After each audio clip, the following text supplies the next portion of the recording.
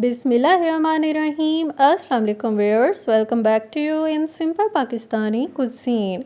आज अपने व्यूअर्स के लिए लेकर आई हूँ मटन की लजीज और लाजवाब रेसिपी जिसे मटन स्टू कहते हैं। ये मुख्तलिफ मसालों के कॉम्बिनेशन से तैयार होता है जिससे घर भी महक उठता है। इसको खड़े मसालों का मटन भी कहते हैं। ये रेसिपी कम वक्त में आसानी से तैयार होती है और किसी भी मौके पे पकाने के लिए बहुत ही मुनासिब है। तो इस वीडियो को स्किप करके मत देखिएगा, पसंद आए लाइक और शेयर ज़रूर कीजिएगा। चैनल को सब्सक्राइब करके सपोर्ट देना मत भूलिएगा। यहीं से वीडियो को मज़ीद आगे बढ़ाते हैं। Hey there. Subscribe to my channel. And also press this bell icon.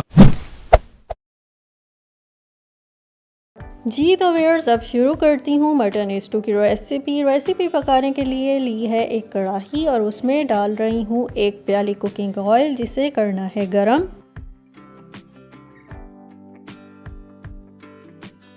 Ji viewers, oil गर्म होने पे डाल रही हूँ साबुत गोल सूख मिर्च 6 से 7 अदद, लौंगे 6 से 7 अदद, साबुत काली मिर्च 12 अदद, 3 हरी इलायची और 2 पत्ते तेज़पात के। इन तमाम साबुत मसालों को गर्म ऑयल में कड़कड़ा लेना है।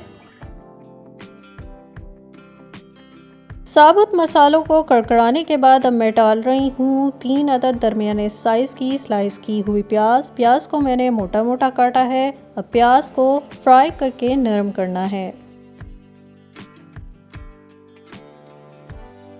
प्याज नरम होने पे मैं डाल रही हूँ 1.5 खाने का चम्मच अदरक लहसुन का पेस्ट को पका के इसका कच्चापन ख़त्म करना है। अब इसमें शामिल कर रही हूँ मेन इंग्रेडिएंट मटन। ये रेसिपी मैं 1 किलो मटन में पका रही हूँ जिसमें बोटियों के साथ साथ हड्डियाँ भी शामिल हैं। अब मटन को इन तमाम इंग्रेडिएंट समेत अच्छी तरह फ्राई कर लेना है।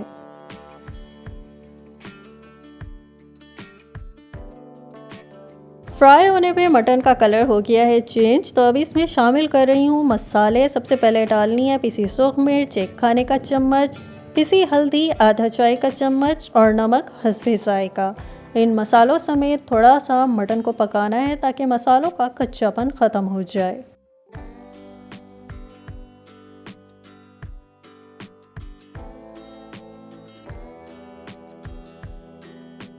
मटन को गलाने के लिए इसमें डाल रही हूँ पानी, तकरीबन 2 गिलास पानी इसमें शामिल कर रही हूँ क्योंकि ये रेसिपी मैं कढ़ाई में पका रही हूँ तो पानी इसमें ज़्यादा डाल रही हूँ।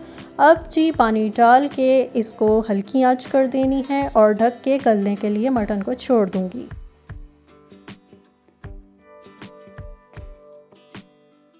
जी व्यूअर्स, यहाँ मैं आपको दिखाती हूँ मटन पक के गल गया है। तकरीबन 30 से 35 मिनट हल्की आंच पे पका के मटन को किया है नरम। इसमें अभी कुछ पानी मौजूद है। साथ ही शामिल कर रही हूँ दही, तकरीबन 1 प्याली दही फेंट के इसमें डाली है। दही डाल के पकाने से भी पानी निकल आता है। तो अब इस पानी को पका के करना है खुश्क।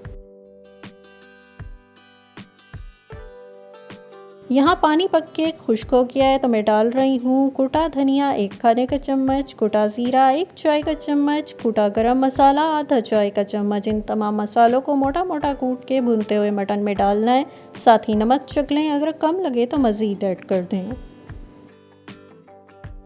अब यहाँ मैं शामिल कर रही हूँ थोड़े से लंबाई में कटे हुए अदरक और साथ ही थोड़ी सी कटी हुई हरी मिर्चें। आप देख सकते हैं कि मटन की अच्छी तरह से हो गई है भुनाई, इसका ऑयल निकल आया है, बड़ा ही खूबसूरत कलर बन गया है और देखने में बड़ा मज़ेदार लग रहा है। साथ ही मोटे मोटे इंग्रेडिएंट्स इसमें मैंने काट के शामिल कर दिए हैं। इन तमाम इंग्रेडिएंट्स में थोड़ा सा मटन को और पकाना है।